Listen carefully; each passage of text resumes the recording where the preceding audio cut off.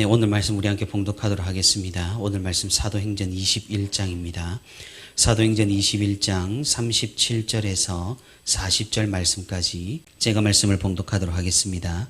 바울을 데리고 영내로 들어가려 할 그때에 바울이 천부장에게 이르되 내가 당신에게 말할 수 있느냐? 이르되 네가 헬라 말을 아느냐? 그러면 내가 이전에 소요를 일으켜 자객 4,000명을 거느리고 광야로 가던 애굽인이 아니냐?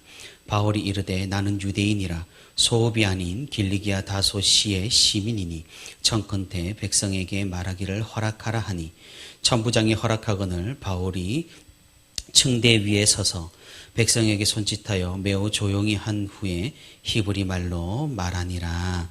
아멘. 네, 오늘도 이렇게 주님과 동행하기 위해 새벽기도의 자리에 나온 우리 모든 성도 여러분 진심으로 환영하고 또 축복합니다. 오늘도 우리 함께 말씀을 듣는 가운데 또 말씀을 붙들고 우리 함께 기도하는 가운데 하나님의 크신 은혜와 위로가 풍성히 있기를 주님의 이름으로 소망합니다. 우리가 처음 신앙을 가지게 되면은 무언가 마음이 굉장히 뜨거워집니다. 아마도 여기 계신 성도님들도 그런 경험을 해보셨을 것이라고 생각을 합니다. 그것은 모태신앙이라 해도 마찬가지입니다. 모태신앙이 어머니의 뱃속에 있었을 때부터 신앙을 가졌다라는 그런 의미이지만 우리는 사실 그렇지 않다라는 것을 알고 있습니다. 어릴 때 우리는 그 모태신앙이라 할지라도 아무런 자각 없이 그냥 교회를 오갔으니까 말입니다. 그러다 성장기를 거치면서 좀 진지하게 고민을 하게 되고 또 생각하게 돼서 예수 그리스도를 그때부터 영접을 하게 되는 것입니다. 다만 이런 과정들이 부모님께서 신앙을 가졌다면 꽤나 유리하게 작용하기 때문에 우리는 모태신앙이라고 명명하는 것 같습니다. 모태신앙이건 모태신앙이 아니건 아무튼 처음에 진정한 신앙을 가지고 믿음이 생겨났다면 우리는 뜨거워집니다. 내가 깨달은 것들을 전하고 싶기도 하고 또 구원의 은혜에 감격하여 내가 하나님께 무엇을 할 수 있을까 기쁘게 고민하기도 합니다. 믿지 않는 사람들을 향하여서 크게 긍휼의 마음이 생기기도 합니다. 그래서 일반적으로 그 시기에 전도를 가장 많이 하게 됩니다. 저도 중학생 때 뜨겁게 하나님 앞에서 기도하게 된 후에 학교 친구들을 교회로 굉장히 많이 데려왔던 그런 기억이 있습니다. 하지만 안타까운 사실은 그런 시기는 무척이나 짧은 것 같습니다. 이내 우리는 평정심을 회복합니다. 그리고 전도를 해도 봉사를 해도 영혼을 향한 긍휼한 마음을 가져도 우리 삶에 그렇게 큰 변화가 없는 것 같고 드라마틱한 상황이 발생하지 않는다라는 사실을 금방 깨닫습니다. 그리고 점점 소극적으로 변해가는 것이죠. 그래서 약간은 소강된 상태로 우리는 그래서 파고가 있는 그런 신앙생활을 계속하게 됩니다. 어떨 때는 또다시 열정이 솟았다가 어떨 때는 차갑게 식기도 했다가 그것이 우리의 모습이 아닐까 생각을 해봅니다. 이런 상태가 조금은 걱정이 되기도 합니다. 처음에 가졌던 열정을 한 번씩 그리워하기도 합니다. 영혼을 향한 사랑이 식어진 것을 스스로 안타까워하기도 합니다. 하지만 그런 마음을 가지고 있다 하더라도 우리의 현실은 그렇게 녹록하지 않습니다. 다시금 조금 해보려고 해도 상황이 그만큼 쉽지 않기 때문입니다. 그런데 이렇게 우리가 스스로를 자각하는 것은 다행이지만 내 신앙이 비교적 소강 상태임을 자각하지 못하는 것은 더욱더 큰 문제라는 사실입니다. 지금 이대로 괜찮다. 이것이 보통이고 일반이라고 생각하는 것은 좋지 않은 상태라는 겁니다. 왜 그렇습니까? 우리는 성화되는 사람들입니다. 성화하는 사람들입니다. 날마다 더 그리스도께로 가까이 닮아가는 사람들이어야 하기 때문입니다. 그래서 이런 발전하는 모습을 보이지 못한다고 하더라도 내가 그러지 못하구나라고 인식을 하고 있다면 그래도 가능성은 있는 법이니까 말입니다. 하지만 내 자신의 상태에 대해서 인지조차 하지 못한다면 그것은 우리 믿음 상태가 굉장히 심각하다라는 것을 보여준다는 사실입니다.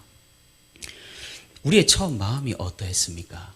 하나님을 믿고 예수 그리스도의 사랑을 깨닫고 성령 하나님의 인도하심을 처음 경험한 후에 우리의 마음이 어떠했습니까? 내 마음에 불타고 있는 이것을 어떻게 해서라도 전해주고 싶어 했습니다. 가족들, 친구들, 아는 지인들, 그들에게도 이 사랑을 알려주고 싶은 마음이 샘솟았습니다. 영혼을 사랑하는 마음이 너무나 뜨거웠습니다. 그때와 지금의 우리를 비교하면 어떻습니까? 조금은 하나님 앞에서 자신이 없는 모습인 줄도 모르겠습니다.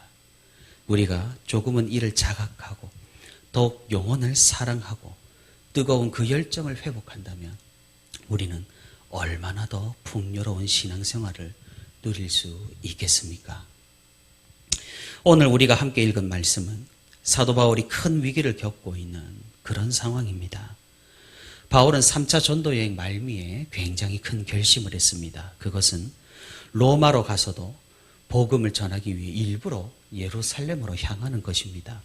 자신을 싫어하는 유대인들이 예루살렘에서 자신을 분명히 고발을 할 것이고 로마 시민권자였던 이 바울은 자신의 권리를 이용하여서 재판을 요청할 계획이었습니다.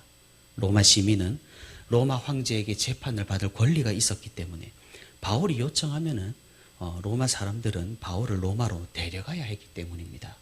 이렇게 로마로 향하기 위해 이 바울은 성령 하나님의 인도하심에 따라 예루살렘으로 향했던 겁니다.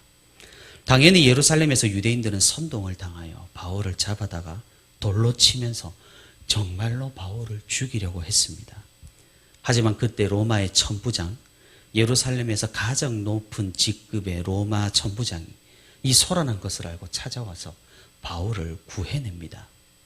천부장은 무슨 일인지 알고자 했으나 워낙 많은 사람들이 각기 소리를 지르니 알 길이 없었습니다. 일단 군중들을 진정시키고 사도 바울을 영내로 들여보내서 보호하려고 했습니다. 그런 상황에서 이 바울이 천부장에게 말을 건넵니다. 내가 당신에게 말을 해도 되겠습니까? 바울은 이미 헬라어를 잘했었기에 로마 군인에게 헬라어로 조심스럽게 물은 겁니다. 헬라어를 사용했다라는 것, 그리고 말을 해도 되겠냐고 요청한 것, 바울은 천부장에게 굉장히 정중하게 행동을 한 셈입니다. 바울이 이렇게 행동한 이유는 당연합니다. 자신이 고등교육을 받은 교양인이지 거리에서 폭동을 일으키는 그런 반란자가 아니라는 사실을 보여준 겁니다. 로마의 반기를 들어 소동을 일으키는 사람이 헬라어로 정중하게 요청하지는 않을 테니까 말입니다. 이 바울의 말을 들은 천부장은 깜짝 놀랍니다. 왜냐하면 그는 바울을 다른 사람으로 이미 오해를 하고 있었기 때문입니다. 1세기 유대 역사학자 요세푸스는 이때로부터 약 3년 전에 예루살렘에서 수천 명이 반란을 일으킨 사건을 기록합니다. 이 반란을 주도한 사람은 애굽 사람이었습니다.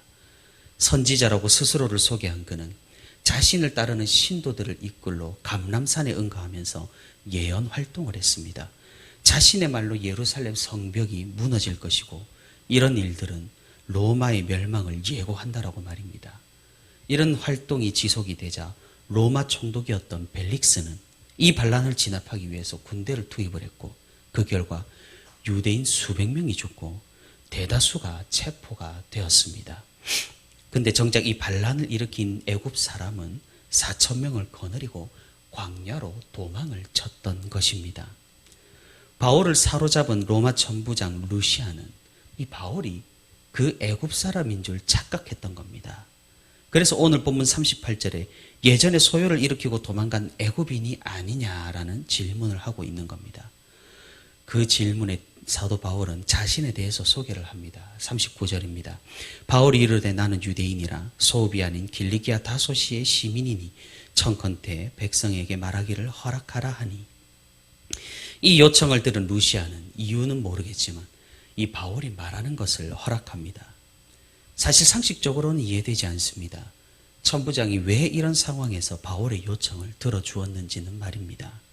어쩌면 바울의 정중한 요청, 헬라어를 할 줄 안다라는 사실에 적대감을 가졌던 천부장의 마음이 호의적으로 바뀌었는지도 모르겠습니다. 더군다나 천부장은 왜 이런 일이 발생했는가를 듣고 싶어 했습니다. 바울이 아마도 그런 설명을 해줄 것이라고 여겼고 또 그로 인해 흥분한 군중이 평화롭게 해산되기를 기대한 것인지도 모르겠습니다. 로마 군대가 주둔하고 있었던 장소는 예루살렘 성전 바로 맞은편이었습니다. 계단을 올라 건물로 들어가는 구조를 가지고 있었기 때문에 이 계단은 훌륭한 단상의 역할을 했습니다. 그곳에 서서 사도 바울은 자신을 돌로 친 사람들에게 이야기를 하는 것입니다. 그런데 바울은 왜 굳이 자신을 죽이려고 한 이 사람들에게 말을 하고 싶어 한 것일까요? 우리는 예전에도 비슷한 상황을 살펴본 적이 있습니다. 바로 에베소에서 일어났던 폭동 때였습니다. 바울은 자신에 대한 반감을 가지고 요란하게 구는 사람들 앞에서 연설을 하려고 했습니다. 그때가 예수 그리스도를 전할 수 있는 가장 좋은 때라고 여겼기 때문입니다. 다만 바울을 지지하는 사람들이 말리는 바람에 사도 바울이 앞에 나서지는 못했습니다. 여기서도 마찬가지라는 것입니다. 먼저는 유대인들이 자신에 대해 하는 오해들을 바로잡아 교회에 대한 생각을 바꾸려고 했던 것 같습니다. 유대인들은 바울을 오해했습니다. 그가 율법을 무시하고 유대인들에게도 율법을 지키지 말 것을 가르친다고 선동당했습니다. 하지만 우리가 알다시피 그것은 사실이 아니죠. 그는 유대인이 아니라 이방인에게 율법의 멍에를 지게 하지 않았고 또 그는 결례를 행하여서 율법을 지키는 자임을 스스로 보여주었습니다. 사람들이 혹 오해하여서 교회를 잘못 생각하지 않을까, 복음을 오해하지 않을까, 바울은 이 점을 바로잡기 위해 굳이 연설을 하려고 했던 것입니다. 다음으로 우리는 사도 바울이 어떤 마음으로 말을 하려고 했는지 로마서 9장 1절에서 4절을 통해서 살펴볼 수가 있습니다. 제가 한번 읽어보겠습니다. 내가 그리스도 안에서 참말을 하고 거짓말을 아니하노라. 나에게 큰 근심이 있는 것과 마음에 그치지 않는 고통이 있는 것을 내 양심이 성령 안에서 나와 더불어 증언하노니 나의 형제 곧 골육의 친척을 위하여 내 자신이 저주를 받아 그리스도에게서 끊어질지라도 원하는 바로라. 그들은 이스라엘 사람이라. 격분한 그 무리를 바라보면서 바울은 어떤 생각을 했을까요?